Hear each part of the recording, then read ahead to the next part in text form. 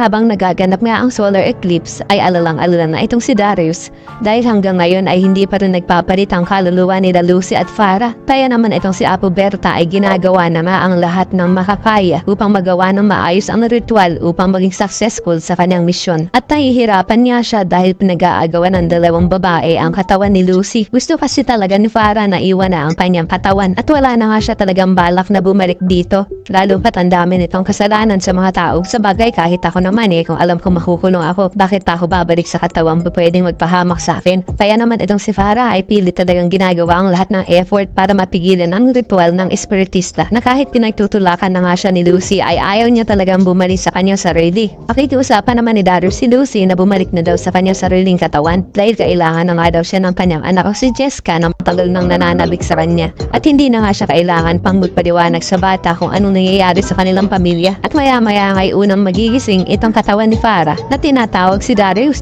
Pero maya-maya lang ay mag-iisa na rin ang katawan ni Lucy at tatawagin ang kanyang asawa. Kuumbinsihin ni Lucy ang kanyang asawa na nakabalik na daw siya sa kanyang katawan, kaya naman hindi niya na dapat paniwalaan pa itong si Farah. Pero igigit ni Farah na si Lucy pa rin daw ang nasa kanyang katauhan, kaya naman nagsisinungaling daw ang Lucy. Kaya naman makakaisip nitong si Darius ng paraan upang masubok niya pang sino sa dalawa ang nagsasabi ng totoo at nang magkaalaman na nga kung tuluyan na nagkapalit ang dalawa. Kaya naman kung inaabangan mo na rin ang susunod na mga episodes ng Stolen Life ay pakilike ang video na ito and don't forget to subscribe. Salamat sa iyong panonood.